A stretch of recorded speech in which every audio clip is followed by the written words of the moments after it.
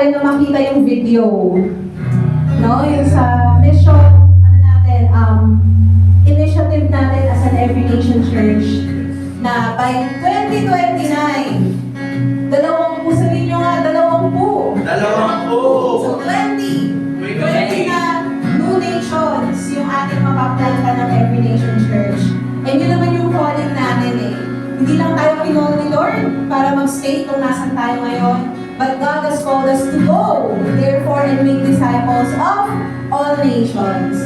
Sabi nga ng Bible at sabi nga ng t-shirt ni Coach Jomar. Yan. So ngayon, as we start our special one series, yan, nasa Pentecost Sunday tayo ngayon, we're going to worship God together. Okay lang ba yun? Yeah. Sa atin dito, tayo mo tayong lahat, live class na.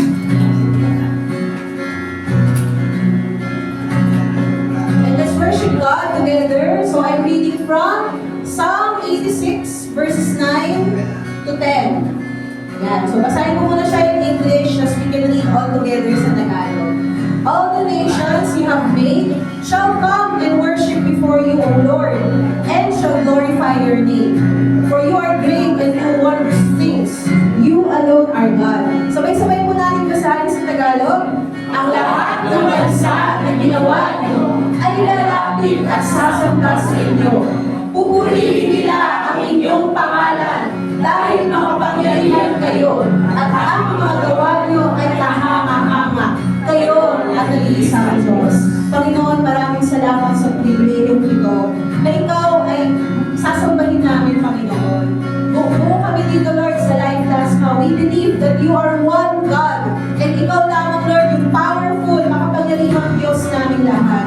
So ngayon, Lord, as we start this worship service for you and for your people, we will declare, Panginoon, aming isasambit na ikaw, Lord, ang naghahari sa aming buhay na personal. Dito, Lord, sa Dasmariñas, sa probinsya ng Cavite, Lord, sa bansang Pilipinas, at kahit saang bansa sa buong mundo, you are our only one true God. So today, Lord, we worship you with everything that we have. This is our prayer in Jesus' name. Amen. So life last one, let's worship God all together through songs of praise this afternoon. Good afternoon, live. Are you excited to worship God today? Yes! So, if that, okay ba, palakakan natin si Lord? Sabay-sabay natin pakikita na, Jesus, maghari ka! Sing! Sa gitna ng kabuluhan, hindi ko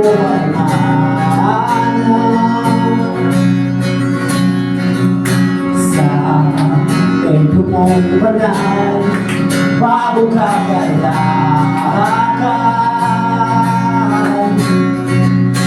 Ang tanging mananatili ay ang iyong sinabi.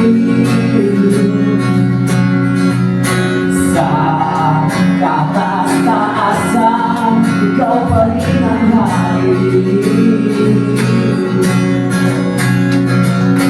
Dakila kailanman di mahihigitan, ang ngalan mo ay kaligtasan. Ito ang iyong kaharian, o ang aking katigan. O Diyos na langit ko'y maghari ka.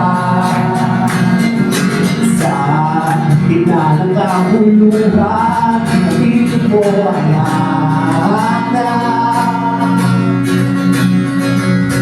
sa templo mong banal, ay bago kagalakan. Tanging mananatili ang iyong sinabi. Sa kataas-taasan, ikaw pa rin ang hari. Dakila at kailanman di mahihigitan, ang ngalan mo ay kaligtasan. Ito ang aming katigan. O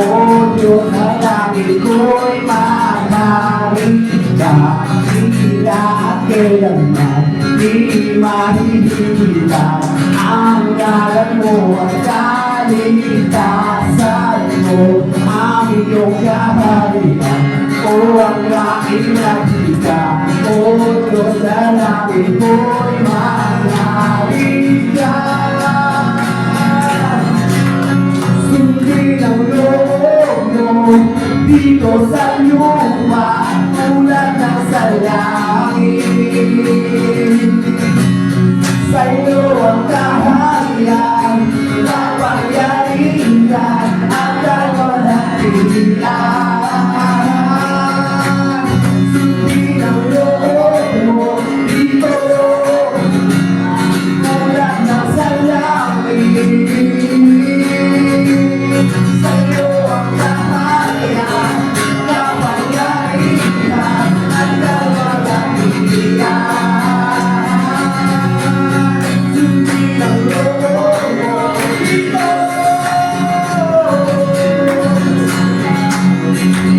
Sa'yo na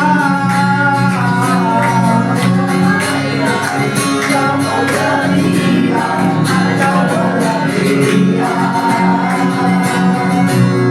Sundin ang loob mo dito sa lupa, tulad ng sa langit.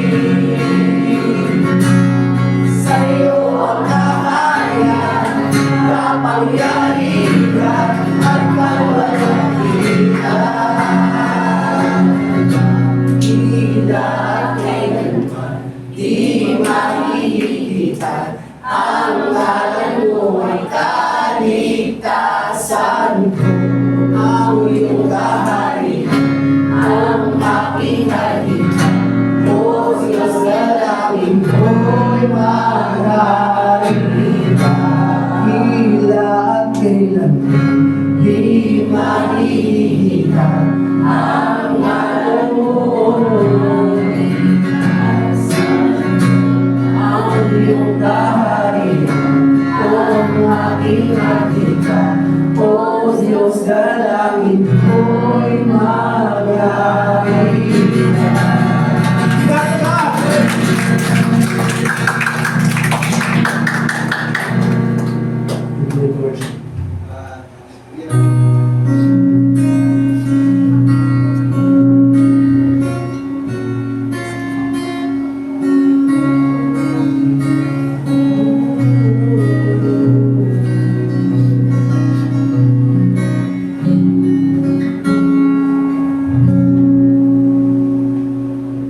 Sa mandali pa rin ang daigdig na iyong hinaga silang ang ligo o malbunan, kasama kita. Yesu Cristo, walang nalagas na mundo ng iyong pangako. Espiritu Santo,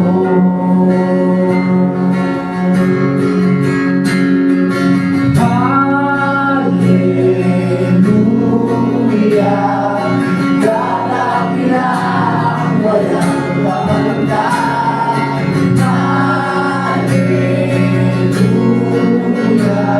sa iyong kalooban ako'y sasabay. Hallelujah,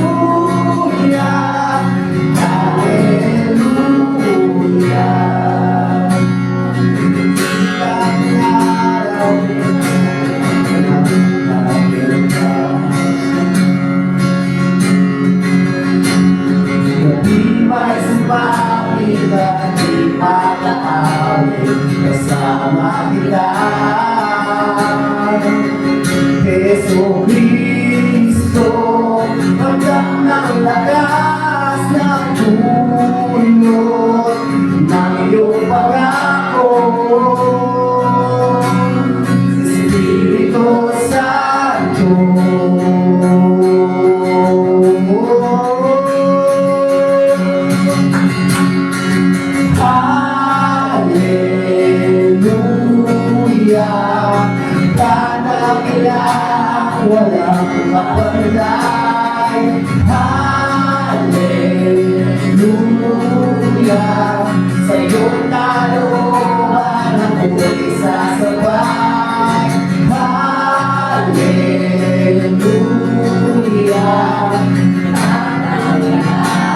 walang mapagday. Hallelujah, sa iyong kalooban ang buhay sasabay. Hallelujah, hallelujah, hallelujah, hallelujah.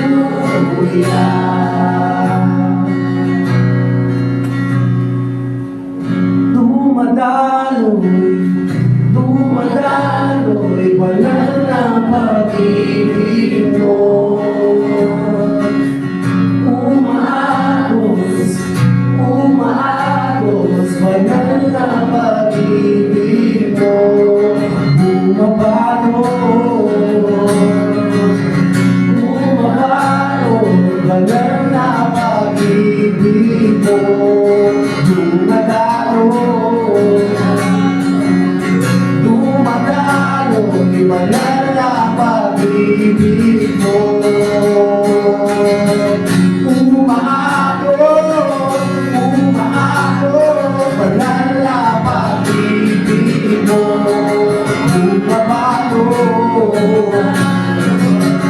Bumabalot, walang napag-ibig mo. Hallelujah,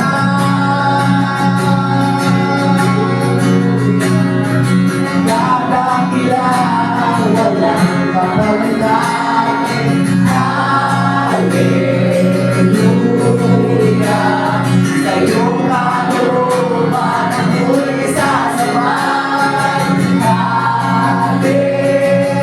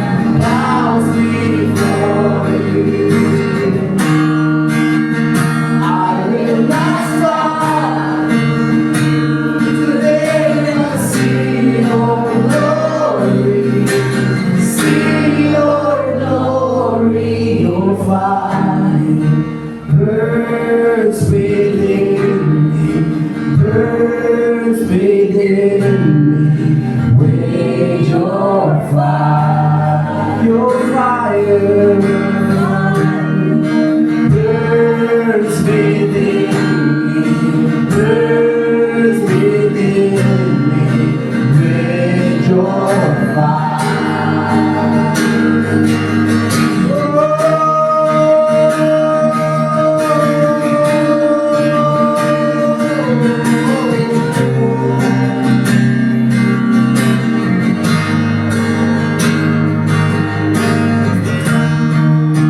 Wanna go back home to the way I used to live before you left me.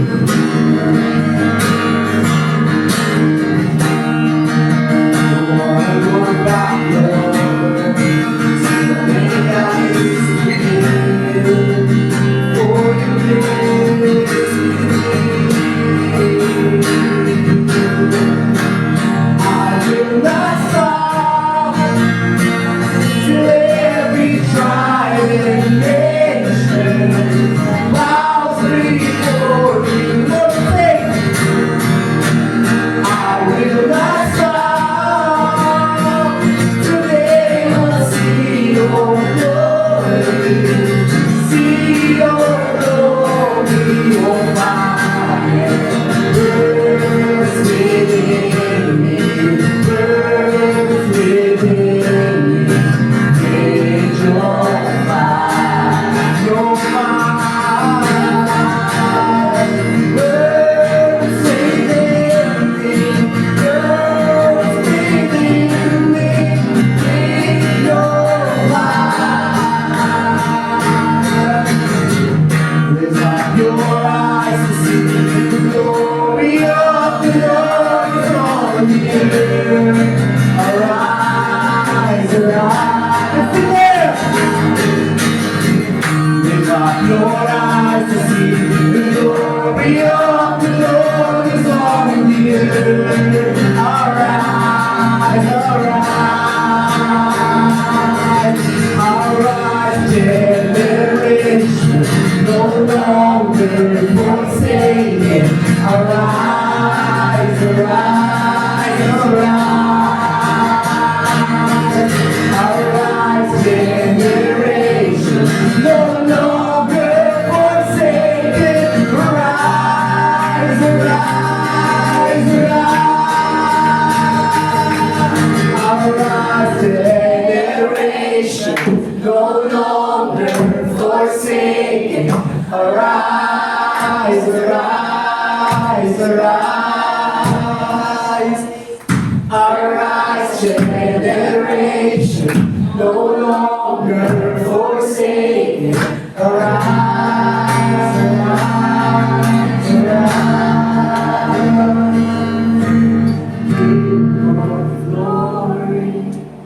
King of glory, come in. It's all the sweetness, love. King of glory, King of glory, King of glory, come in. King of glory, King of glory, King of glory, come in. Let's give up our voice. King of glory, King of glory. Let's hear. King of glory, come in. King of glory, King of glory, King of glory, come in. King of glory, King of glory, King of glory, come in.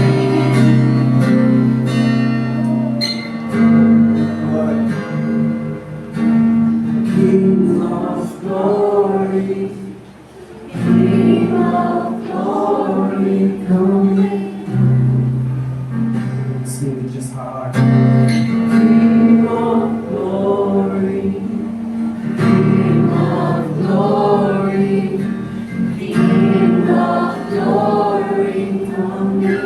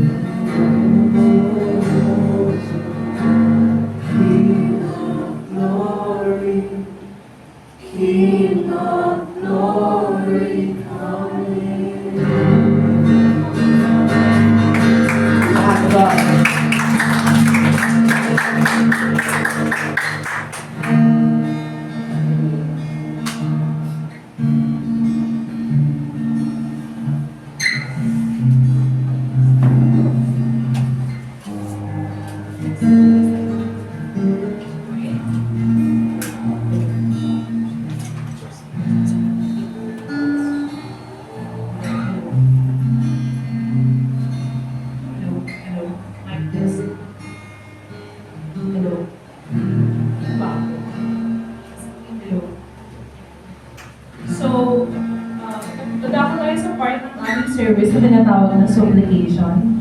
Now, mapapaisip nyo, no, bakit kaya every service may supplication tayo? And what is supplication, di ba?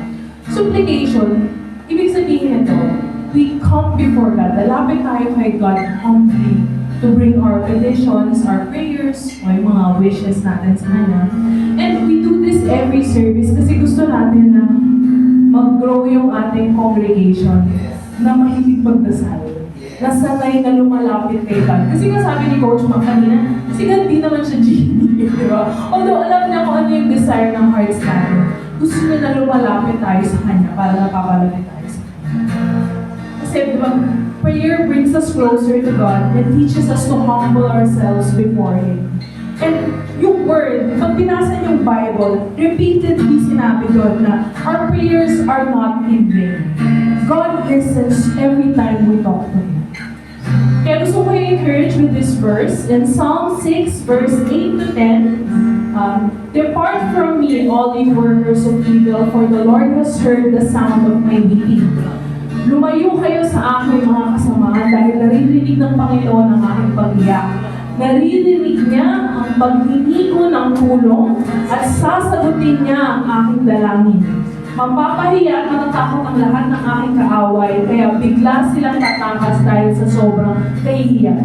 Gusto ko guys i-emphasize, tandaan niyo to. Psalm 6 verse 9. The Lord has heard my plea, the Lord accepts my prayer. Naririnig tayo ni Lord na i-accept. And hinihintay na lang tayong lumapit sa Kanya. Kasi kahit alam niya na kung ano yung kailangan natin, iba pa rin yung pag nanghihingi tayo sa Kanya, di ba? Sabi nga niya, ask of me. Diba? Several times. So let's try to make it a daily habit to include prayer in our daily schedule. And sabi nga ni Coach Mac, let's be consistent in prayer. Diba? So today, focus natin ang ating prayer with these points. Number 1, ask for the nations. Ipagdasal natin na si God ibibigay yung nations bilang pamana sa atin. Number 2, ask for workers. Ipag-pray natin na magpapadala si Lord ng mga manggagawa and missionaries para sa harvest. Na talagang sabi nga dun sa video kanina, the harvest is plenty but the workers are few. Number 3, ask for the Holy Spirit. Pag-pray natin na ibibigay ni Lord, bibigay siya ng fresh outpouring of the Holy Spirit sa nations and para sa harvest workers. So ngayon, let's find a pair. Hanap kayo ng kasama niyo mag-pray. And then pili kayo dito sa prayer points natin. For something to pray, meron tayong 5 minutes. Okay? Practicein natin ang habit na magdasal, guys.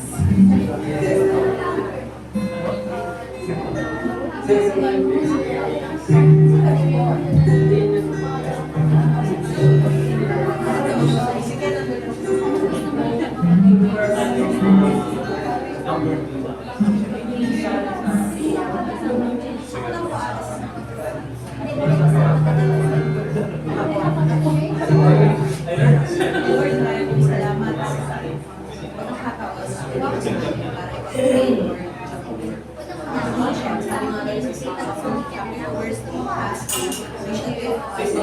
Lord, even sa mga members natin sa live, as well as sa nation members, si Bianca, si Shirley, si Sharon, dami pa Lord, sinend mo sa nation. I pray Lord na makalaga po sa iyong faith that they will make an impact mula sa amin. And we pray Lord, even Lord, sa mga lives that we have, yung mga churches Lord, may church family, may you also maybe Lord, make us faithful stewards sa pinagkariwala sa para Lord, ang mas mag-teach pa namin, mag-raise pa mga Israelites, and mas mag-raise mga leaders in the nations, in the sphere of the nations, that will help preach the gospel to the people. We will learn the education, this for the nation, and we will learn one day, it's all false steps, I pray, I pray that you will give to them a specific vision. Pray for follow us to be this. It's a lot here for this for the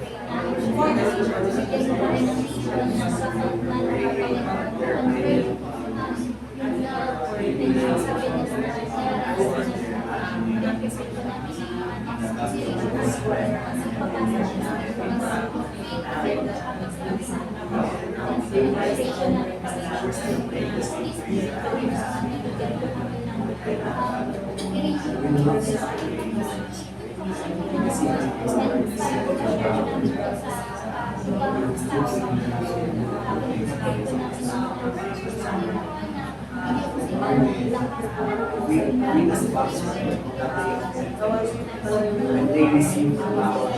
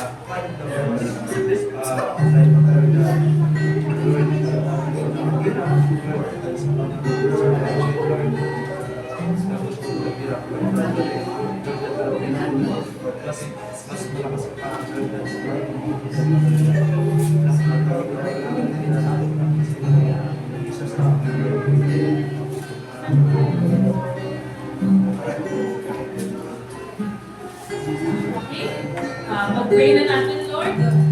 Father God, we thank you for this day, Lord. We thank you that you have called us and binigyan mo ko namin ng way na makausap ka and bring our petitions closer to you, Father. Today, we pray for the nations, Lord. Madami pa po bansa ang hindi nakakalam sa ginawa mo, Lord. So we pray that you will give us these nations our inheritance. We pray that these nations will become nations for you, Lord. They will know you, that they will proudly say Jesus in these countries. Kasi ngayon sa mundo ngayon, Lord, nakakalimutan. But we pray that you will take back these nations. Thank you. And at the same time, Lord, alam din namin na you will provide missionaries and workers in the field to para lumapit and mag-shepherd ng mga lost nations na ito, Father. will prepare laborers to take care of the harvest that is ready here. Lord, we pray also that you will empower us, empower these leaders, empower these missionaries with the fresh outpouring of the Holy Spirit habang pinadala mo sila sa nations. Kasi, Lord, alam namin hindi mo sila papabayaan. You will provide for them. May it be spiritually, Lord. May it be financially. Alam namin na hindi mo sila papabayaan. And lastly, Lord, we pray that you open our hearts to hear your word for us today. In this we pray, in Jesus' name. Amen.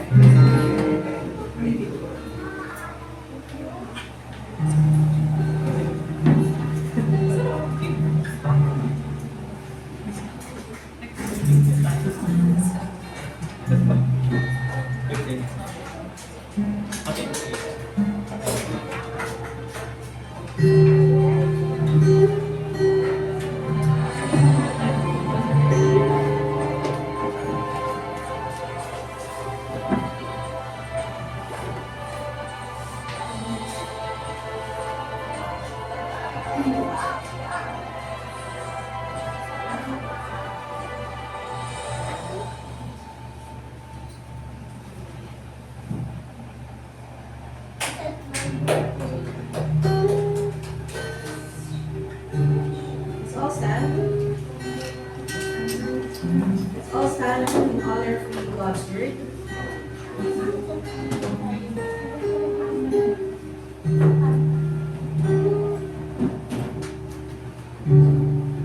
We're reading from Acts. We're reading from Acts chapter 2, verses 1 to 4. Let's read all together. When the day of Pentecost arrived, they were all together in one place. And suddenly, there came from heaven a sound like a mighty rushing wind, and it filled the entire house where they were sitting. And divided tongues as of fire appeared to them and rested on each one of them. And they were all filled with the Holy Spirit and began to speak in other tongues as the Spirit gave them utterance. This is the word of the Lord for us this afternoon. Manalangin po tayo. Lord, nagpapasalamat po kami. We are excited to hear your word. We know, Lord God, na nung kanina we are singing for the King of Glory to come in. We know, Lord, that your royal presence is here with us this afternoon. So, Lord, sa bawat isa po sa amin, whether, Lord, it's our first time coming here, or we have been here for quite some time, we pray, Lord God, that your message will be preached this afternoon with all boldness, with all clarity. And I pray, Lord, na yung mensahe mo ay hindi lamang namin marinig, pero ito, Lord, ay ma-apply namin as we live Spirit-empowered lives for you and your name only. This is our prayer in Jesus' name. Amen. So you may take your seat.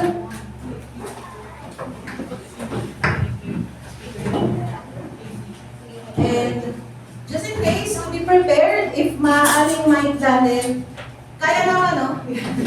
Medyo masasuffer nga lang yung lalamunan ko tomorrow. Pero okay lang, as long as you preach the word of God for us this afternoon. Okay lang naman.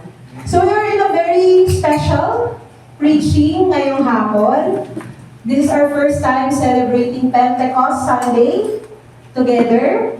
Yan. And actually, just to give you a trivia, Pentecost, if you would remember the shape pentagon, di ba ang pentagon 5 sides?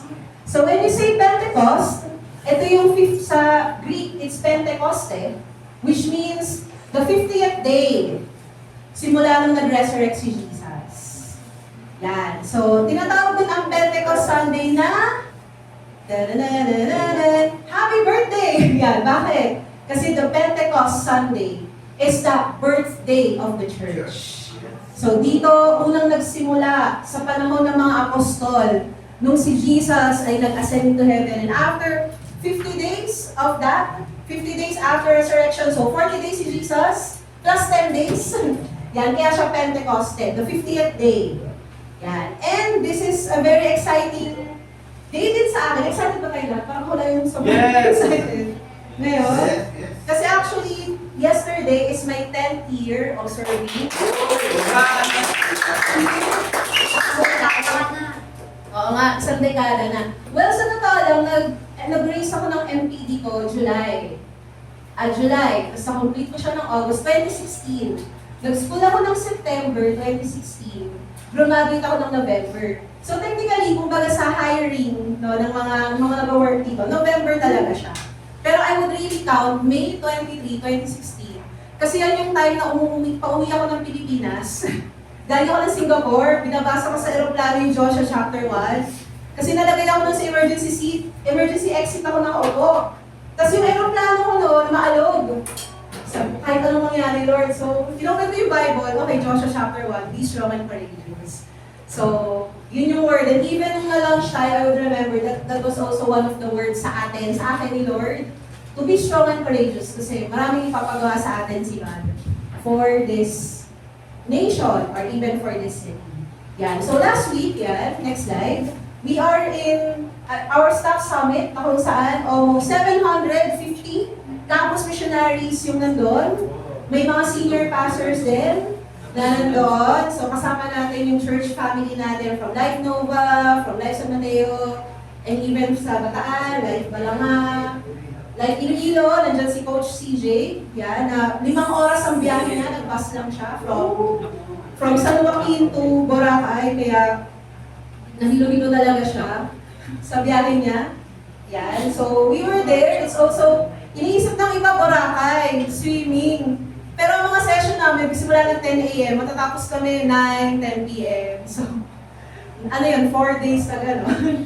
Kaya technically yung mga na-extend, like si Coach Lyra, kaya siya wala ngayon kasi nag-extend sila. Nagpaalam naman siya, Pastor Alna, pwede po ba mag-extend kami ni Ryzen kasi po kakakasalan namin. Sabi ko, sige, naiintindihan ko yan kasi pag time ko na, ganyan na nangyayari. So nandun sila, pauwi pa lang sila ngayon. Pero yun, dahil tayo ay single at kailangan natin mag-prepare for the Sunday, kaya yun, nandito ako ngayon preaching this very special message. So God has been so faithful for the past 10 years. I would recall some of the pictures niyan. Next slide. Yan yung mga time that I was doing campus ministry. Una ko kami, actually yung iba dyan 2016, 2017, pero I would always have this ayan, si Coach Sai, nasaan siya dyan? Wala, kung nasaan si Sai dyan. Nasaan dyan si Coach Clara? Hanapin niyo si Coach Clara dyan. Yan, hindi pa siya blonde at hindi pa siya short hair. Ito siya. Senior, ano ba yan? High school to grade 7, grade 8? Grade 7, grabe. And si Coach Kali, sabi mo, nainis ko na nakasalamin ka. Yan siya. So ito, and si Coach Mac. Hindi ko si Coach Mac dyan. Makulan. Ito siya. Yan. Yan, di ba? And si Coach JB, nakasalamin ko siya. Nakasalamin ko siya. Si JB yan, hindi lang halata, pero siya yan.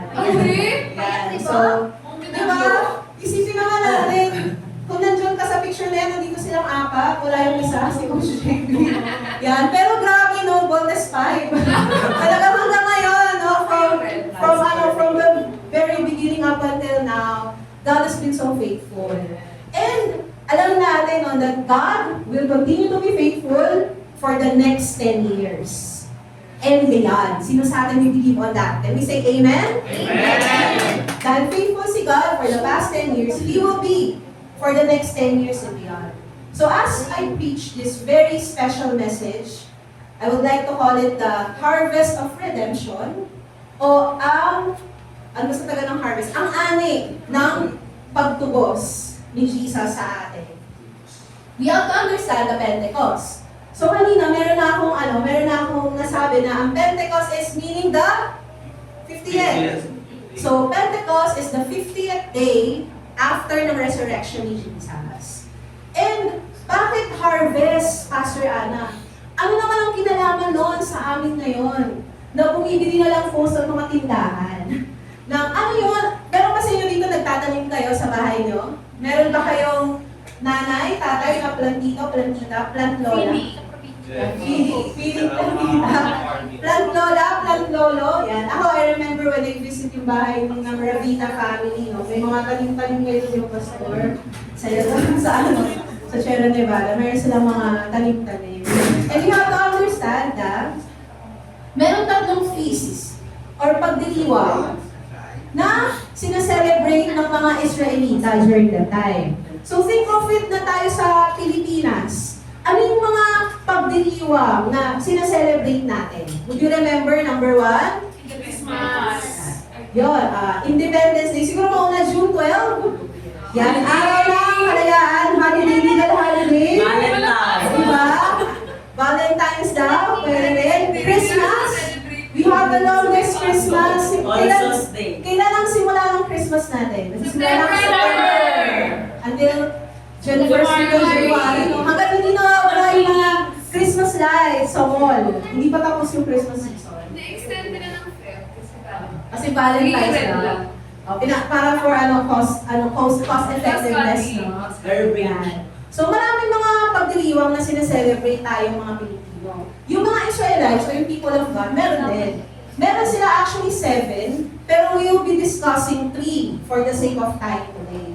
And in connection sa ating topic, itong 3 out of 7 na mga pagdiriwang or feasts or pista sa Tagalog, ito yung mga feasts nila na ginagamit tuwing tag-ani. Kasi remember, during this time, hindi pa modern yung agriculture, hindi wala pa silang mga bulldozer, hindi wala pang araro, wala pa silang mga makina na gano'n, wala pa silang irigasyon. So they would really depend on the harvest, or kumbaga sa ulan, sa sun, they would really depend on that. So meron silang 3 harvest. Passover, later on we'll get to that. Pentecost, ito na yung na-mention ko, the Feast of the Pentecost, or the 50th day after Christ resurrected, and the Feast of Tabernacles. Medyo medyo tongue twister ba? Kasi parang first time na siguro narinig to. Pero, explain naman natin yan.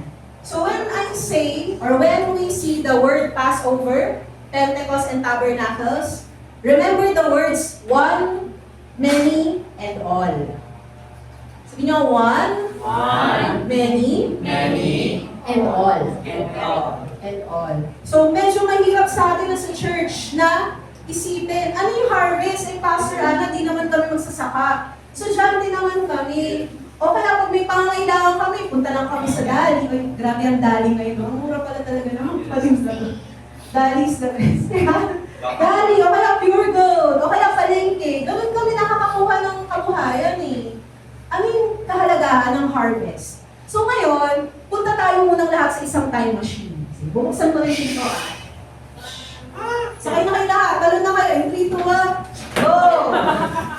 So nasa time machine na tayo. So parang lang si Doraemon, no? Ang time machine natin, Doraemon. So ang gawin natin, tapos pumunta tayo ngayon, talon na tayo sa time na nandito na yung time ng Israelites. O, alis na tayo sa time machine. 1, 2, 3, labas na tayo.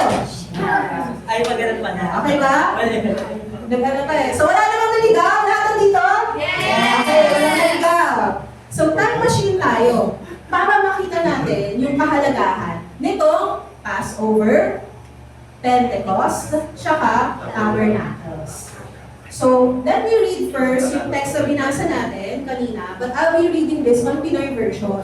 Nung dumating ang araw ng Pentecost, magkakasama ang mga disciples sa isang lugar. Parang ganito yun, Pastor Ana. Biglang may umugong na ingay na galing sa speaker din. Biglang umugong na ingay galing sa langit na parang, ngayon the operative word is parang.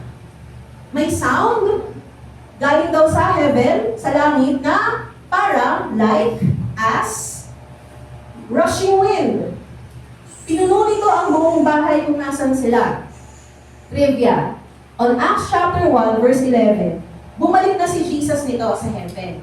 And he said sa mga disciples na, Jesus, kailan natin kukunin? Di ba you came as a king? Kailan natin sasakupin? Kailan tayo mag-aaklas sa pamahalaan ng Roma? Kasi sinakop tayo ng mga Rome. Kaya nga sila ay tinatawag na bad Romans. Kasi sinakop nila yung mga Israelites during that time. Di ba? So, yes. Okay ba? Yeah. So, hindi naman naman tayo joke yan. Masama sila. Talagang inoppress talaga nila yung mga Israelites. Kaya sila tinatawag na bad Romans. And after that, the disciples were thinking na yung kingdom ni God It's about fighting. It's about sword. Pero ang sabi ni Jesus, wait lang kayo. Wait from the power on high. When the Spirit has come upon you, pag bumaba si Holy Spirit sa inyo, you'll be my witnesses. Ibig sabihin ng witness, martyrs, martus in Greek. Ibig sabihin, kayo ang magpapatotoo na ako ang Diyos, na ako ang totoong hari. So yung mga disciples, di ba, 50th day yung Pentecost after mag-resurrect ni Jesus. So meron silang 10 days that they were staying in the upper room. Nasa 3rd floor sila. Di ko alam na 3rd floor, pero nasa taas yun. Kasi yung mga bahay ng mga Israelites noon, may isang room, if napapanood ninyo sa The Chosen series, may isang room and then may upper room na tinatawag. So nagagalo ng mga disciples, sabi ng historians, almost 120 disciples. From different locations, different places, and nung time na yun, may nangyayari din na nag-ista doon sa lugar na yun. So nangyari, pumunta yung malakas na hangin, pinulong ito ang buong bahay kung nasan sila. Tapos may nakita silang parang, again the word is parang, maliliit na dila ng apoy. At dumamo ang mga ito sa bawat isang disciple na nandun. So parang, as, sabi nga sa English, as of fire, divided tongues as of fire. Kaya di ba yung video kanina? Yes. Parang may apoy. Tapos ang shape niya parang dila. Dumako ang mga yon sa bawat isang disciple na nandun at napuno silang lahat ng Holy Spirit. At nagsimulang magsalita sa iba't ibang language or tongues, different tongues, as the Spirit gave them utterance. Sabi nga, itutuloy ko lang yung chapter 2, ikakwento ko na lang. Kasi remember, 120 sila almost na nandun sa upper room. At may mga taga-ibang Jews na nasa Jerusalem. Kasi nga, merong pagdiriwang. So, nandun sila nun. Actually, Feast of the First Fruits in the Old Testament. As Pentecost na ngayon. So, nayudahan sila kasi yung mga disciples daw nagkaroon ng parang dila na apoy. Ano nangyari nung bumaba yung presensya ni Holy Spirit sa kanila? Sila ay nakapagsalita ng ibang lingwahe. Ngayon ang tongues, dalawang klase yan. Meron na angelic language, which is, hindi natin siya gaanong sinasabi sa kapag may service. Usually kapag may life day sa life day, magkakaroon tayo ng experience sa ganyan. Sino sa inyo nakarinig na kayo ng tongues, heavenly tongues? You're able to speak in tongues as well? Yan. Merong ganun heavenly language. Pero in particular dito sa passage na to, ang sinabi is language ng ibang dialekto. Kaya nawirduhan yung mga tao doon. So nasa time machine pa naman tayo lahat, di ba? Nawirduhan sila kasi kumbaga narinig ng mga ibang is parang mga Pilipino. Di ba ang Pilipino, may Aklanon, may Diligay nun, may Kinaraya, may Ilocano, may sa Pangasinan, ang dami, Bulina, may ganyan. Sa Tagalog lang naman, iisa. Iba-iba lang tayo ng punto, no? Yan, sa Cavite, Batangas. Pero, nakausap ko si Coach JM Floralita. Iba-iba pala yung salita sa Bicol. So, may ibig salitang Bicolano, iba yun sa, ang dami dialect ng Pilipinas, ilang thousand dialects, no? So, imagine niyo, napuno yung mga tao ng Holy Spirit, tapos nagsalita sila, kunwari si Kyle, saan ang probinsya mo, Kyle? Cebu, nagsicebuano ka? Yan, so, Git, salamat Git. Hindi pala sa Hiligay doon tayo, Git. So, nagsicebuano si Kyle. Tapos narinig ko, Clara, saan ang province nyo? Alam province, iba yung way. Tapos narinig ni Kyle. Nung bumaba yung presence ni Holy Spirit kay Clara, nagsalita siya ng Cebuano. Maayong umaga. Tapos narinduhan si Kyle. Teka lang, kumbaga lokal yan dito kumbaga lokal na taga Manila yan ba't yan nagsasalita ng Cebuano? Gets nyo? Ganun yung nangyayari. So merong isa, si Sayonari, taga Bacolod, Hiligay nun. Ako nagsalita ako ng Hiligay nun. Hindi naman ako taga doon. Laki ako sa Jerusalem. So ganun yung nangyayari. Tapos may ibang bansa, may isa nag-French, nag-Africans. So remember, nasa isa sila at yung mga karamihan ng mga nandun, mga lokal. So tingin ninyo, bakit kaya sila nagsalita ng ibang language? Kasi sabi ni Jesus on Acts chapter 1 verse 8 that they will be witnesses. Sasabihin nila sa mundo kung sino si Jesus sa buhay nila. So kinailangan na i-empower sila ng Holy Spirit na marunong silang magsalita ng ibang lengguwahe kasi sila ay pupunta sa Iba-ibang nation. iba-ibang nations. They will be witnesses. Sila ang magiging saksi. Sila ang magpapahayag kung sino si Jesus sa buhay nila. Sa Jerusalem, sa lugar nila, sa Judea, sa region nila, sa Samaria, sa kaaway ng bansa, and to the ends of the earth. So, ganun yun, na kaya in-empower ni Holy Spirit yung mga disciples. Pero would you imagine, paano kaya kung walang hindi doon bumaba si Holy Spirit? Paano kaya yung mga disciples during that time? Baka hindi na nag-birthday yung church na yun, hindi na naipanganak yung early church. So, sobrang importante that we know yung harvest season and kung ano yung implication ng nangyari sa Acts chapter 2 sa atin. Parang isang lugar na kapag walang truck, na-imagine nyo ba ito nung COVID? Walang dumadaan na delivery, lahat ayuda lang. Imagine niyo yung isang bansa o isang lugar, wala silang delivery truck. So walang nagdi-deliver ng mga tinapay, walang nagdadala ng produce. So ganito, tayo hindi natin nakikita yon. Kasi karaniwan, yung delivery ng mga bagay-bagay, nangyayari kapag gabi, pagtulog na tayo, karaniwan. So, ewan ko lang sa mga nocturnal na mga tao. Pero would you imagine, paano kung walang dumadating na delivery? Hindi natin nakikita sa una, pero siguro sa pangatlong araw na walang, di ba nung nangyari yung sa gas, walang delivery.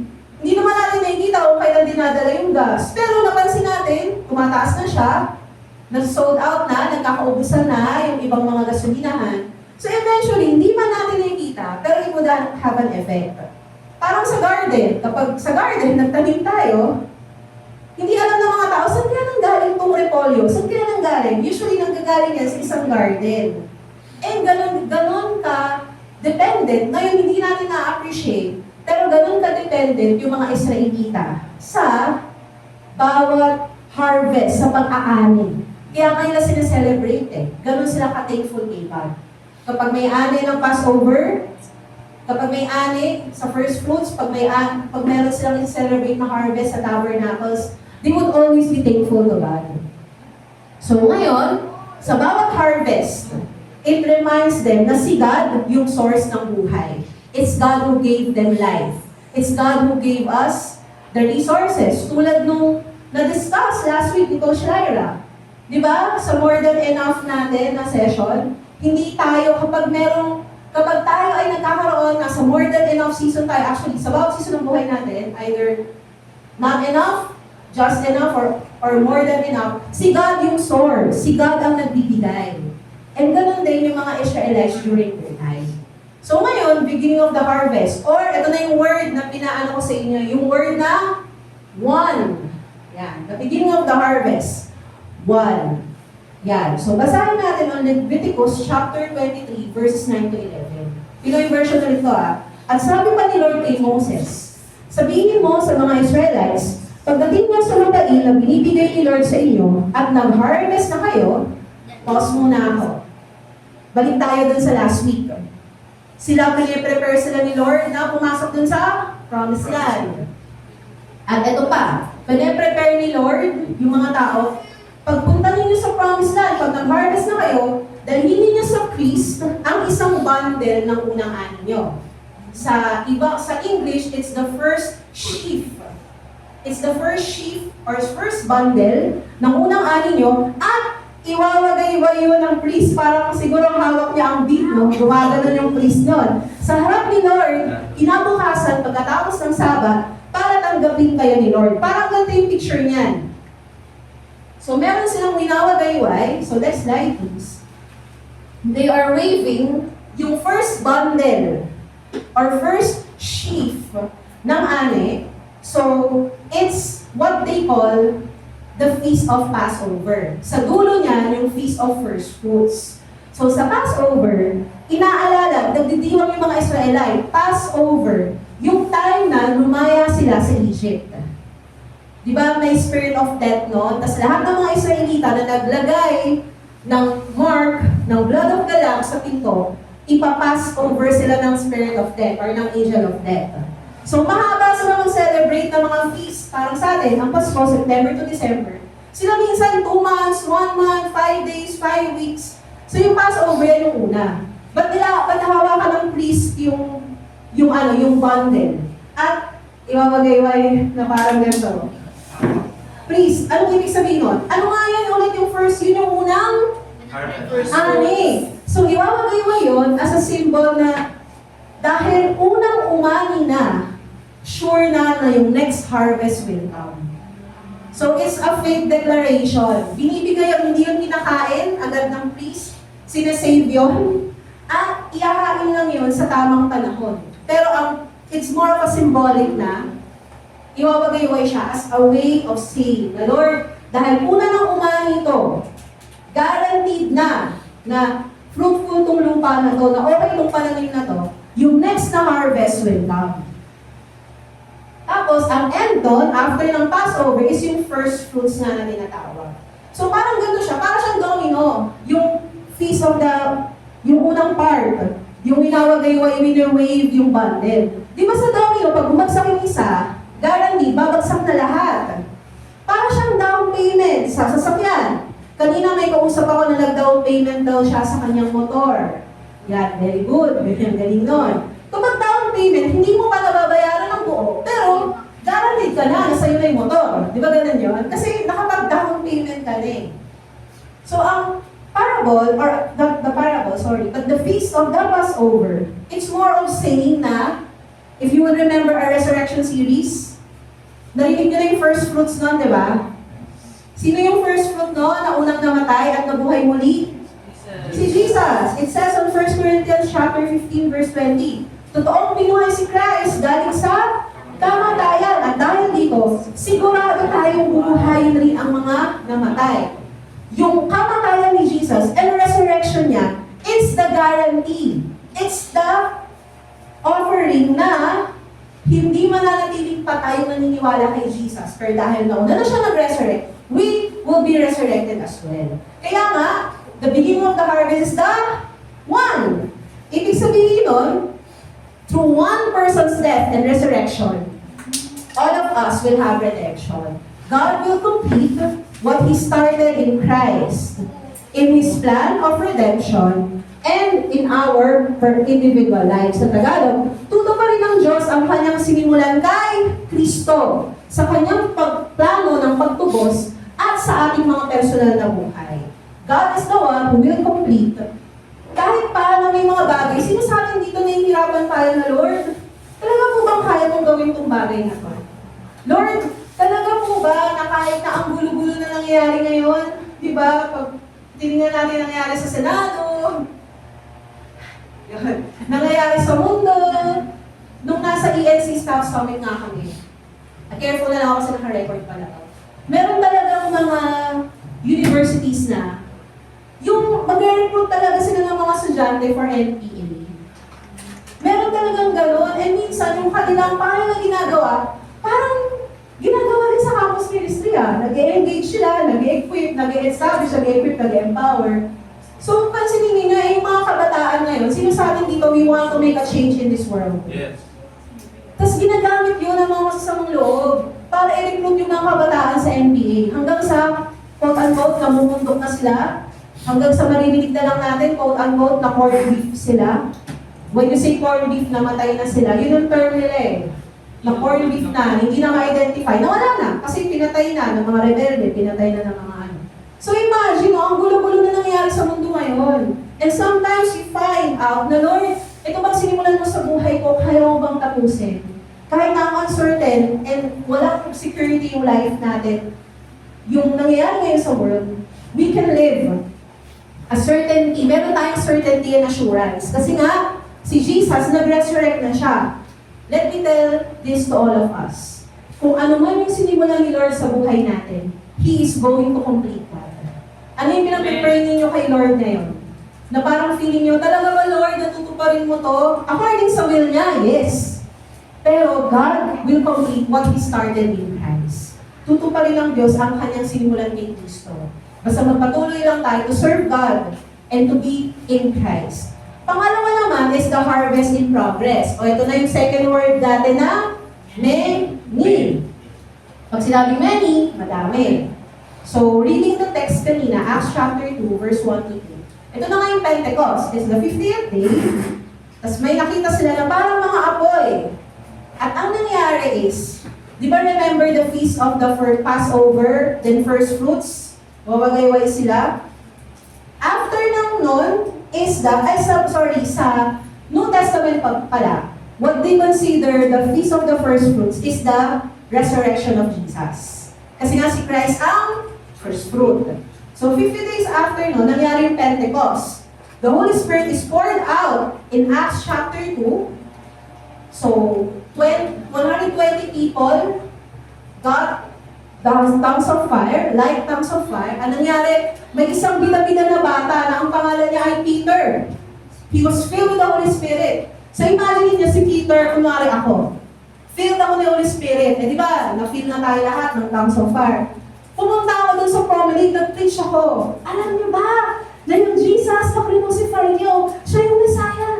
Sa bibig ng mga tao, na-cut to the heart sila. Ibig sabihin ng cut to the heart, tumagos sa kanila yung mensahe. Anong ginawa? Ang sabi ni Peter sa kanila, mag-repent kayo, magsisi kayo. At kayo ay magbautismuhan. Repent and be baptized in the name of our Lord Jesus Christ for the forgiveness of your sins. And you will receive the gift of the Holy Spirit. Memory verse natin sa Latimus Word. Yan ko na kabisado. Yan. So, ibig sabihin nun, imagine niyo, from 120, there came one, nag-preach siya, and then after nun, if you would read Acts chapter 2, almost 3,000 na tao yung na-save. Sabihin nyo nga, 3,000. 3,000 na tao yung naligtas kasi nag-preach si Peter. Kaya nga, ang Pentecost is the birthday of the church. Kasi church na yun. And then you will find out in the next chapters, anong nangyari nung nag-grow yung church? Paano nila inanded? Paano yun na sinensila ni Lord on different nations? So they were empowered. Parang ganito yung church noon, nung wala pa si Holy Spirit. Hindi pa sila empowered. Para silang paraw. Para silang isang sailboat. Yan, sa Boracay maraming paraw, maraming sailboat na sinong coach line nakapag-ganyan sila. Kasi meron silang budget. Ako wala. Kaya nakatingin lang ako sa mga paraw. Yan. Tsaka may mga bitbitawang gamit no. May isa kasing missionary from Nova na diretso siya. So after ng session namin ng May 21, dagat-dagat lang kami. Tapos may dala siya pong luggage. Si ICB. Parang, alam mo naman, bitbit namin yung luggage sa paraw, di ba? Kaya, hindi lang kami doon, ganyan. So yung paraw, maraming ganyan sa Boracay. Or sa mga kahit saan tourist, siguro sa Palawan, or sa kahit saan. And yan, hindi yan gagana, kasi walang makina yan eh. So, nagdedepende lang siya sa hangin at sa sagwan para gumana. Parang ganyan yung church noon. Nung hindi pa sila filled ni Holy Spirit. Ang ganda-ganda ng sail nila. Ang ganda-ganda ng bangka. Pero walang hangin. Ano nga ulit yung description kay Holy Spirit? Para siyang malakas na hangin. Sabi sa Acts chapter 2 verse 1. Minsan tayo sa buhay natin, para tayong ganyan. Parang minsan ang ganda ng forma natin, ang ganda ng natutunan natin. Pero have you ever felt na bakit kaya ang hirap po mag-preach ng gospel, pastor? Bakit kaya ang hirap po mag-witness sa faith ko? Maaari na para kang isang bangka na ang ganda. Pero hindi ka pa filled ni Holy Spirit. Kaya, hindi tayo hindi tayo makaabante, nahirapan tayo mag-share ng word. Nung time nga, ni Jonathan Edwards and ni George Whitefield, so 1730s to, mga last year na siya, 1730s to 1740s, magagather si George Whitefield tsaka si Jonathan Edwards. Yan, siguro narinig na to ni Pastor Eric, yung mga legendary preachers natin during the Great Awakening in the Americas. Nag-preach sila, 70,000 people. Walang mic, walang tech, walang lodge, walang kape, walang aircon, pero nasa-save 70,000, 50,000. Ilan ang population ng Dasma ngayon? 800,000 something ba?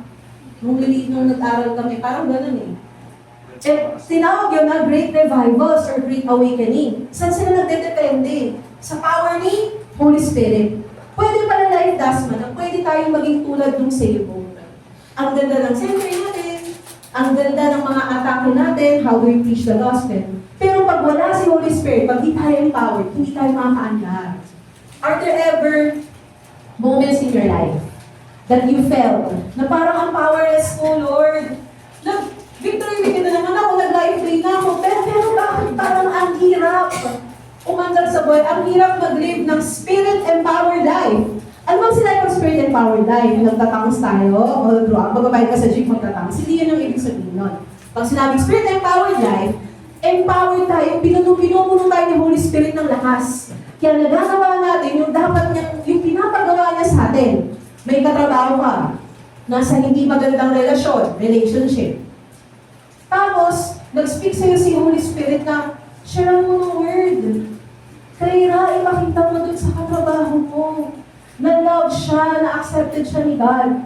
Tapos feeling ni Clara, paano kaya ito? Para siyang sailboat, hindi siya makaandar. So anong gagawin ni Clara ngayon? Magpe-pray siya, Holy Spirit, give me power. Kasi empower to put power. And then si Clara, hindi naman ito ginagawa dati kasi minsan to, sa may katrabaho, nakikipag-chikahan lang siya. Sa buhay, about sa makeup, about sa skincare. Pero nag-preach siya dun sa katrabaho. Example lang na. Nag-preach siya dun sa katrabaho niya. Sabi ng katrabaho niya, parang hindi ikaw to girl. Sabi niya, it's not me. Si Holy Spirit. So ibig sabihin, ine-empower tayo ni Holy Spirit para i-preach yung word, para share yung mga tao. Kahit sa mga estudyante. Do you know that we can be empowered by the Holy Spirit? Sa mga nanay, ang hirap mo kaya maging nanay. Nakita ko po nung kami retreat, yung mga missionaries ng mga nanay, ang hirap, kahit saan sila pumunta, bit-bit yung anak. Ang hirap kaya, di ba po? Yan sa mga mothers natin. Mahirap mag-raise ng anak. Mahirap mag-alaga ng bahay. Pero pag empowered tayo ng Holy Spirit, we can. Kasi yung pamilya natin, ginagamit natin yung witness for Christ. Ganon din po sa mga tatay natin. Mahirap mag-lead ng pamilya. Pero pag empowered tayo ng Holy Spirit, we can lead our families into Christ. So second truth about the Holy Spirit is the Spirit given at Pentecost is God's. Sabi natin, is God's power for the church to bring in the harvest. So nilalagyan tayo ni Holy Spirit ng kapangyarihan. Hindi lang kapangyarihan si Holy Spirit, pero siya yung nagbibigay ng kapangyarihan. Ang Espiritong ibinigay ng Pentecostes ay ang kapangyarihan ng Diyos para sa church, para sa simbahan, upang anihin ang ani. Meron na tayong power like Dasma. Pero bakit minsan para tayong bangka? Ang ganda ng bangka, strategic yung pagkakalagay sa atin dito sa Salawag. Pero ba't nahihirapan tayo? Maybe ngayon, it's a reminder for us. A fresh encounter of the Holy Spirit. Yung wind ni Holy Spirit, yung apoy. Kapag sinabing apoy, passion. Kahit ang init, kaya pinapawisan yung pinsan. At okay lang yun. Kanina nilalamig ako, pinapatay ko kay Hana. Wind. Ngayon, pinapawisan na ako. So, fire. Nangyayari siguro, wind and fire. Sa pastor yung may nag-preach siya. Pero, whatever happens, kinol tayo ni Lord to live a spirit-empowered life and to preach the gospel sa pamilya ninyo.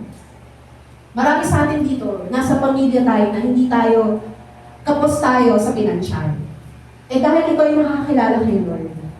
At empowered ka, may tiwala tayo kay Holy Spirit, nasa atin ang presensya niya. Tayo ang nagsisilbing ilaw. Encourage natin yung mga kapatid natin, yung magulang natin, na meron tayong pag-asa, meron tayong power kasi nandyan si God para sa atin. Yun ang nangyayari kapag tayo ay may wind ni Holy Spirit. Tayo ay empowered. Nilagyan EM to put power. Hopefully, hindi lang tayo maging isang magandang paraw dito sa Salawag. Hindi lang tayo display na ang ganda ng paraw, pero ba't nasa building siya? Dapat nasa dagat siya, pinufulfill yung purpose niya. So, dapat tayo ganun. Pwede tayo mga bangka at nasa buhangin tayo. Ito na yung time for us, pumunta dun sa water. Pray to the Holy Spirit that He will give us power. Last is the final harvest. So kanina may one, many, tsaka all. So ang harvest time, Matthew 13, verses 39 to 43, ang harvest time, ang katapusan ng mundo. At ang mga angels naman, ang mga tauhan na nag-harvest. So context nito, Matthew chapter 13, diniscuss dito ni Jesus yung sa parable of the sower. Yung talinghaga tungkol dun sa nagsasaka. Tapos may time na si Jesus, minsan nire-explain niya yung parable. Etong time, minsan hindi. Dito sa time na to, in-explain niya. Magliliwanag naman na parang araw ang mga gumagawa ng tama sa kapangyarihan ng Ama nila. There will be people who will be radiant. Sabihin niyo, radiant. Yung katabi niyo ba mukha bang nagliliwanag? Parang araw na nagliliwanag. Kasi sila ay gumagawa ng tama. Anong ibig sabihin ito? Salt and light sila. Hindi sila nababalutan ng dilim. Hindi sila ay nagliliwanag. Hindi dahil maganda yung skincare nila, kundi sila ay gumagawa ng tama kay God. So dahil nasa final harvest na tayo, kanina ngayon, di ba diniscuss natin yung sa Passover? Feast of the Pentecost. Ngayon, Feast of the Tabernacles. Pag sinabing Feast of the Tabernacles, naalala natin nung nasa disyerto yung mga Israelita, di ba? Wala namang kondo doon.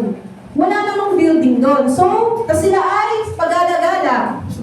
Sila ay parang nag-camping. So, nakatira sila sa mga tent na tinatawag ding tabernacle. So, kapag nakita niyo yung salitang tabernacle in the Bible, tabernakulo, ang Tagalog ko, tabernakulo, para sa tent. Isa lang sila ng meaning. So, yung tabernacle din yung sa Catholic Church. Yes. Meron din silang Yung parang... lagayan ng pero in its essence, tabernacles are tents.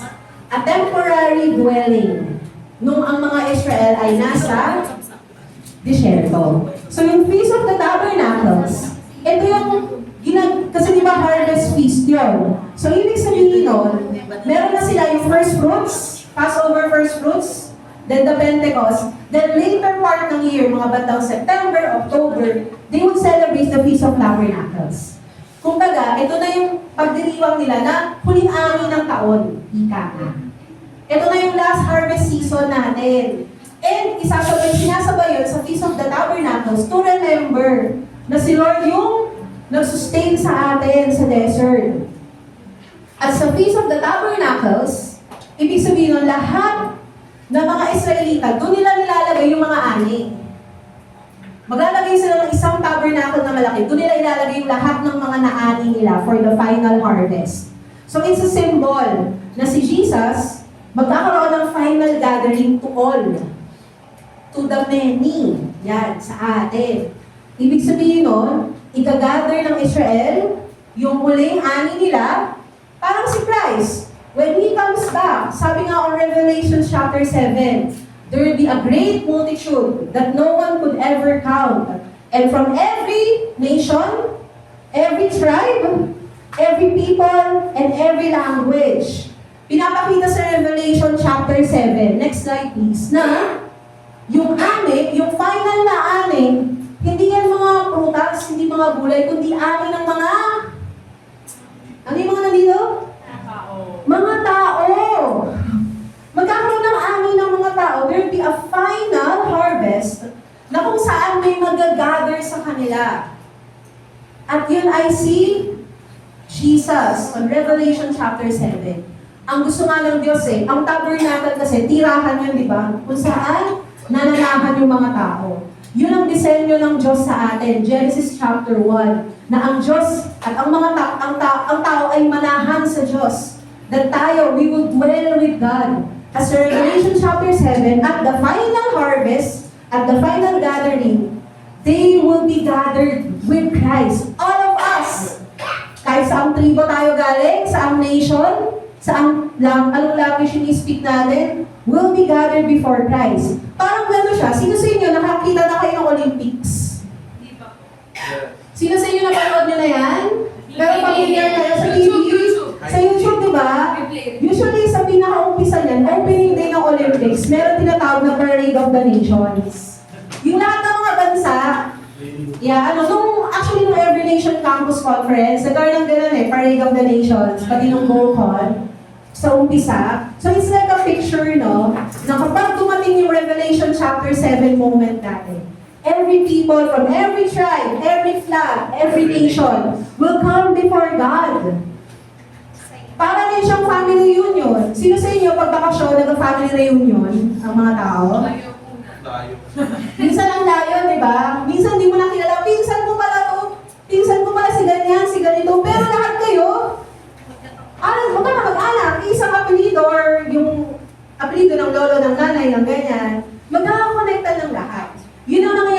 Revelation 7. Sa lahat ng mga naniwala kay Jesus, sa lahat ng mga nanahan kay Jesus, nag-tabernacle kay Jesus, we will be together with Him. And how will that happen kapag tayo, we receive Jesus as our ultimate Lord and Savior ng buhay natin. Last point is the final chapter of redemption is for all nations gathered before God.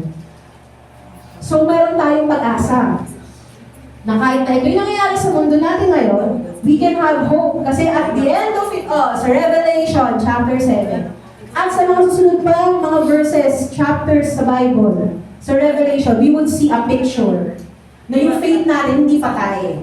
Na totoo ba? Jesus na yan? Totoo ba yung Holy Spirit na yan? Totoo lahat.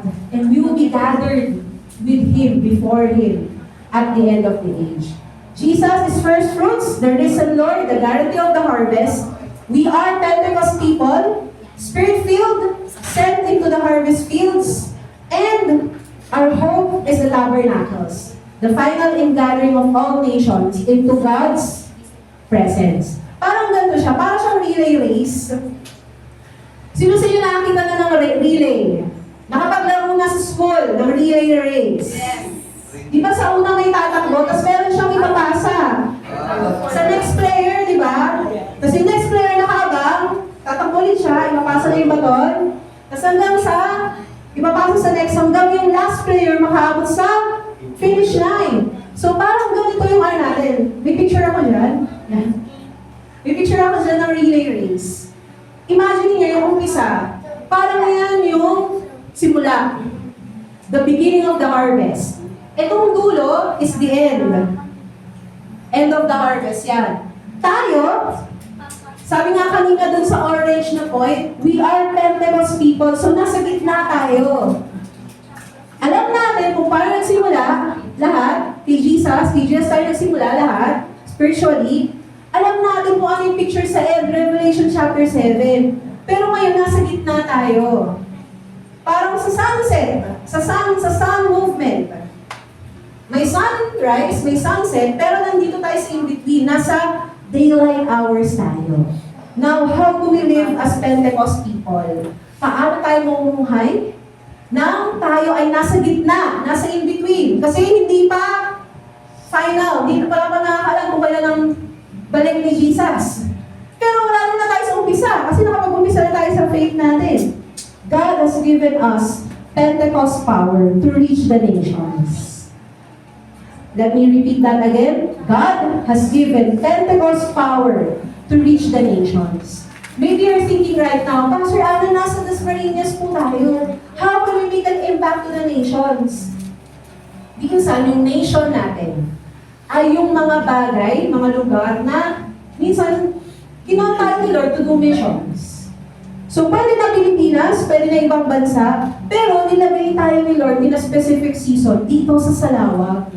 As I have researched, 800,000 plus ang population ng Dasma. Ilan tayo ngayon? Yan. Ilan ang kasya sa center natin? Anong ibig sabihin nito? Ibig sabihin nito, malaki pa yung chance natin, yung room natin for growth. Binigyan na tayo ni Lord ng kapangyarihan, huwag tayo manatili na parang mga bangha na walang hangin. Binigyan na tayo ni Lord ng wind, ng power of the Holy Spirit, so we can do what He has called us to do. Some of us naman, the nations could be the campus. Yeah, so meron ako ditong logo ng mga campuses na dahil nakabakasyon pa, some of that, nandito, represented dito sa service natin, sa Live Dasma. Some of that, wala pa. Yeah, nagreklamo si Andy, wala pa daw yung ISAT. Malay naman natin, malagay na natin yung ISAT dyan, di ba? By the grace of God. So minsan, yung reaching the nations natin, kasi when you say nations, ethnos, different people, then, may iba dyan sa Lawag, elementary, yan, DJ Press, LTU, marami pang mga scale, marami pang mga lugar, marami pang mga nations, ethnos, people, that we can reach out for the mission of God. Tapos meron din tayo, we are racing sa natin sa Life Church, na by the end of the year, we'll be able to go sa mission sa Thailand and sa Georgia. Yan, so Thailand, by by September, Georgia, by the end of October, sa live to. So, pag-pray natin. Basta may passport kayo, may Bible kayo, baka wala kayong passport, ha? Pag-pray ninyo na makapag-ano tayo, if you wanna participate sa missions natin, as live church to, sa Thailand and sa Georgia, then let me know. Pero, tsaka na. Yan. Huwag mo na today, nag-ano pa tayo, nag-service pa tayo. So, dami natin pwedeng gawin. You can pray. Tulad ng ginawa natin kanina, we prayed. We can go. Pumunta tayo. Yan. Mag-missions tayo. Hindi lang sa ibang bansa, kundi sa mga campuses, sa communities. Or pwede din tayo mag-give. If you feel in our heart na Pastor Anna, gusto kong mag-give sa missions, we can do that. May mga ibang tao na gumagawa na lang sa atin. So, ang dami nang binigay sa atin ni Lord. Sabi nga, the harvest is plenty, but the workers are you. Yeah. Naghahanap tayo. Nasaan ang worker? Taas natin yung kamay natin. Tapos ganito tayo. The harvest is plenty, but the worker is Me. Kinuha na tayo ni Lord. God has given us Pentecost power to reach the nations. Tayo tayo lahat as we end this preaching. And remember din pala as Philippines, no? Ni-reach out natin yung Azerbaijan, Guatemala, may isang senior pastor from Victory GMA na nasenda doon. Italy, yung classmate ko, yan, si Pastor Dave, siya, Metro Manila Director, sinenda siya sa Italy, pag-pray natin sila, pati yung kasama sa team niya, si Campus Missionary din. L is, ano may L? Lebanon? Tama ba? Italy, Lebanon. So ngayon, gumagawa na sila ng team for Lebanon. They start na, and Egypt. So meron tayong dating missions director natin. Dahil walang pupunta sa Egypt, sabi ni Pastor Rodnel, ako na to. Itabi ninyo, ako na pupunta. Tapos may classmate din ako na dati siyang campus missionary sa 13, na ngayon isa-send siya sa Egypt. So ganun pala pag campus missionary kami. Kung saan tayo pupunta, di ba? Either pastor ka, or campus missionary ka, or cross-cultural. Kinol tayo ni Lord to go to the nations. Pero simulan muna natin dito, Life Plasma. Again, para tayong mga bangka. Huwag tayong mag-park sa garahe. Huwag natin i-park ang mga bangka natin sa garahe. It's time for us to go to the seas. At hayaan natin na i-push tayo ni Holy Spirit.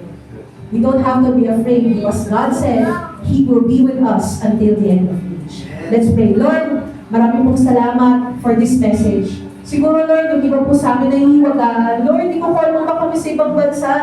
Hindi namin alam, Lord, but you are the only one who knows. For your thoughts are not our thoughts, and your ways are not our ways. Pero maraming salamat, Lord, because we know that you have given us Pentecost power to reach the nations. Alam namin, Lord, na may hope kami, may certainty kami, meron kaming power.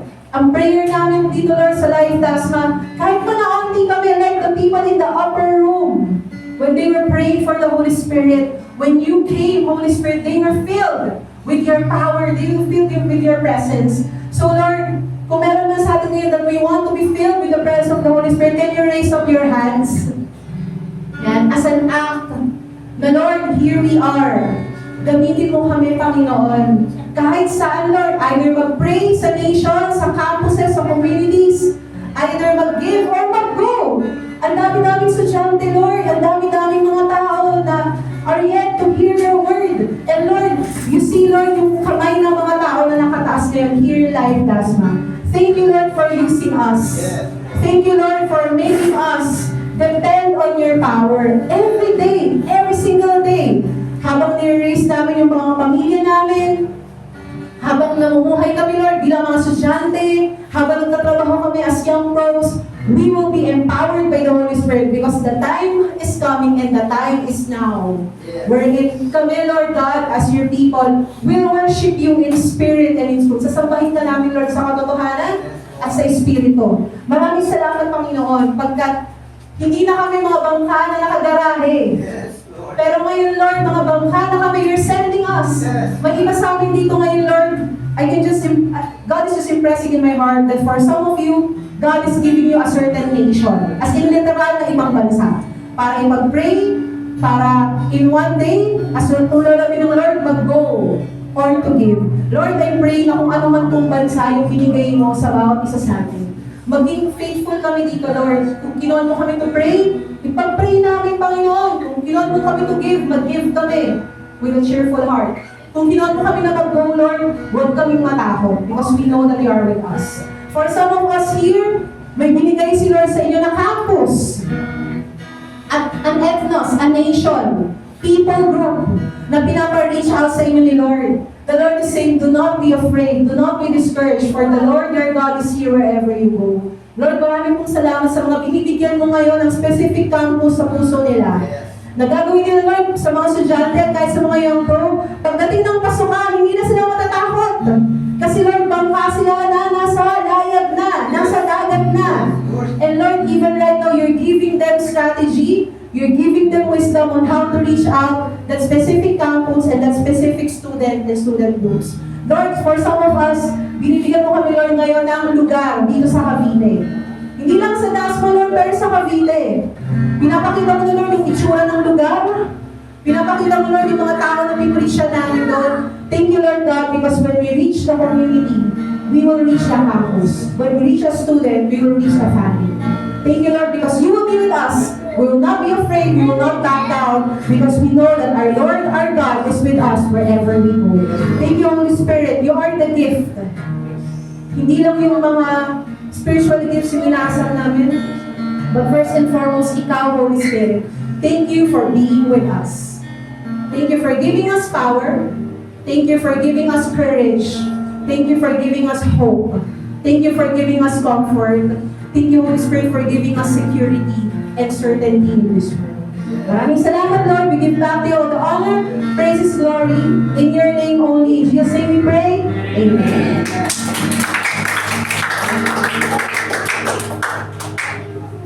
Sino sa atin may binigay si Lord sa atin ng isang nation? Meron ba? So kung meron binigay si Lord ng nation, either you pray, you give, or you go. Yeah. Sino sa inyo binigay si Lord na campus? May nilagay si Lord na school sa inyo para share ng word. Again, as we change the campus, we change the world. And sino sa atin may binigay si Lord na community? Isang grupo ng tao na pinapa-reach out niya. Remember, one foot on the campus, one foot on the community. And that's how you reach every nation for Jesus. Parapahan natin si Lord. Let's give Him honor and praise. And for this time of giving, as we worship God through giving, let me call on very excited si Pastor. Nung may community na nilagay si Lord sa inyo. Grabe sila. Oo, grabe. So let's all worship God through giving. Let me call on Pastor. Okay, in this time of giving, let me encourage you in the book of Exodus. Exodus 8 chapter 23 verse 16 and 19. Sabi dito, you shall eat the fruits of harvest of the first fruit of your labor, of what you sow in the field. Okay, you shall keep the feast of gathering at the end of the year. When you gather in from the field the fruit of your labor. 19. The best of the first fruit of your ground you shall bring into the house of the Lord your God. You shall not boil them in his mother's meal. Alam niyo sa Israel, meron sila sineselebrate na 37 feast. No? Yearly o annually sineselebrate ngayon. Pero dito muna tayo sa Feast of Pentecost. Ayan. So, kasama sa Feast of pagkabahagi ng Feast of Pentecost, yung tinatawag na Feast of Harvest. Okay. So,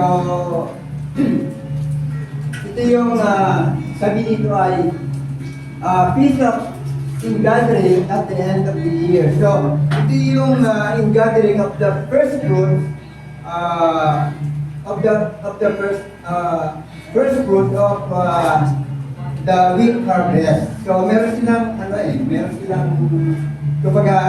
silang harvest na ginagawa. Yung wheat, alam niyo yung wheat,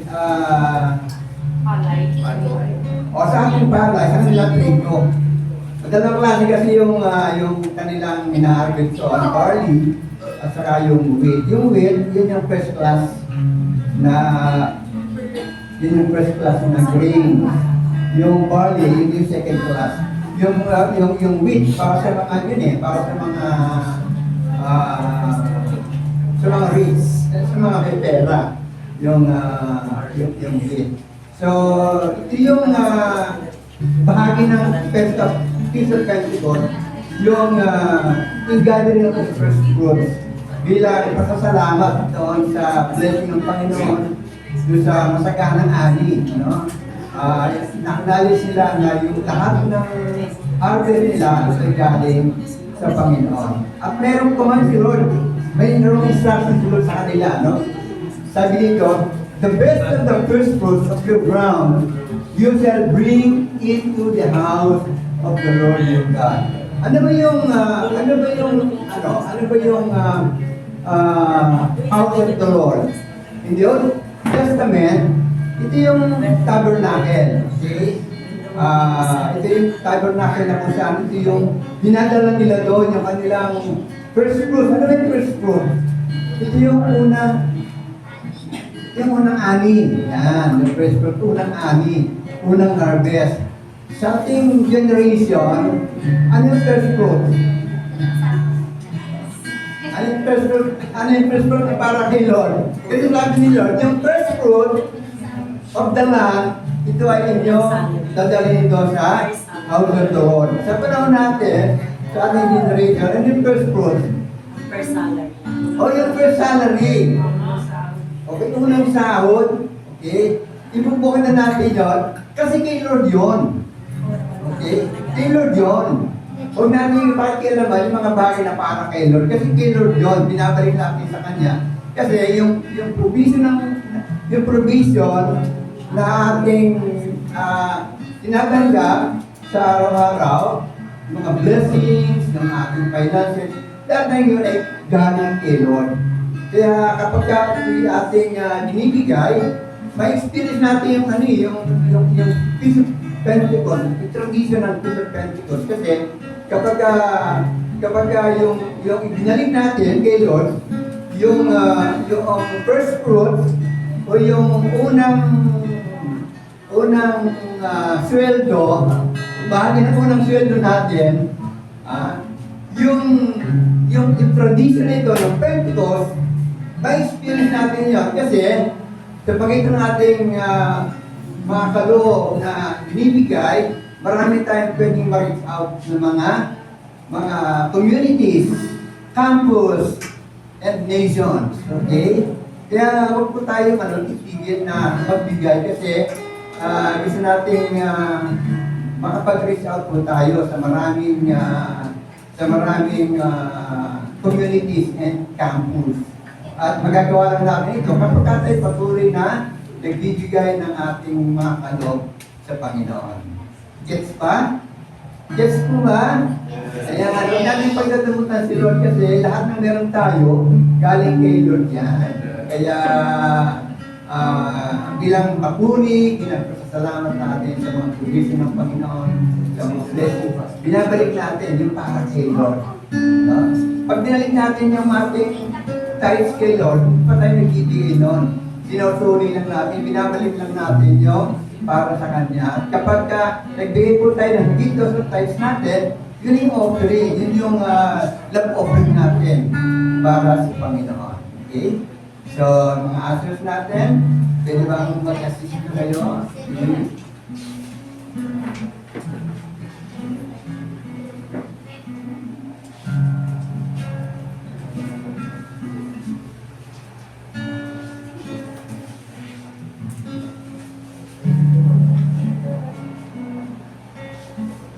Yan. Okay? So, tayo tayong lahat, pagsin natin ang ating kamay sa mga love offerings natin, tithes and offerings natin para kay Lord. Lord, maraming salamat sa oras na ito. Salamat sa blessings mo, sa provisions mo, Panginoon.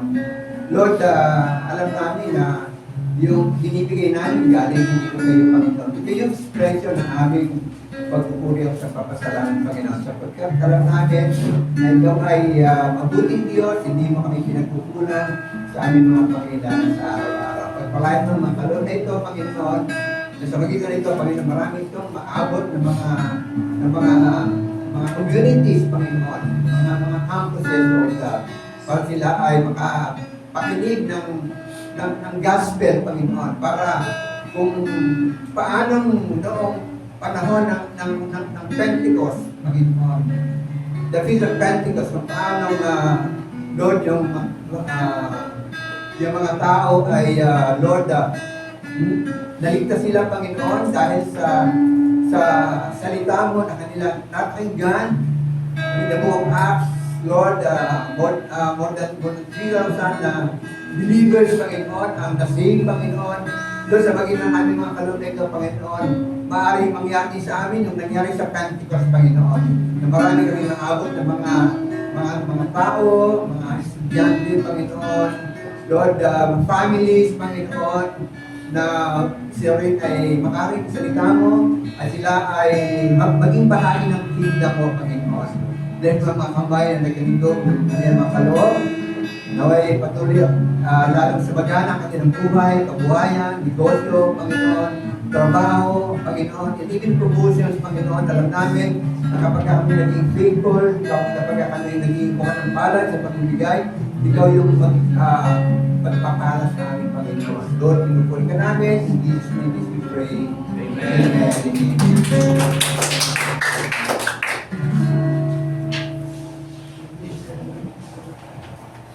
Well, let us all receive this word of benediction as we are now sent sa ating mga campus, sa ating mga community, sa ating mga workplaces, having the Pentecost power na binigay sa atin ni Holy Spirit. So let me read on Psalm 86, Panginoon. Ituro niyo sa akin ang iyong pamamaraan at susundin ko ito ng may katapatan. Bigyan niyo ako ng pusong may takot sa inyo. Panginoon kong Diyos, kung puso ko kayong papasalamatan, pupurihin ko ang iyong pangalan magpakailanman. Panginoon, ang aming panalangin, ang bawat isa sa amin, ay tuturuan mo, Panginoon, ng iyong pamamaraan. Na kami, Lord, ay susunod sa iyo ng may katapatan. Ibibigay namin sa inyo, Lord, ang aming puso nang may takot kami sa iyo. And Lord, alam namin na sa lahat ng gagawin namin, habang nasa amin ang kapangyarihan na na-receive during the Pentecost season, because you, Holy Spirit, is with us already, bibigyan ka namin ng pasasalamat at pupurihin namin ang iyong pangalan. Ito po ang aming panalangin sa pangalan ni Jesus.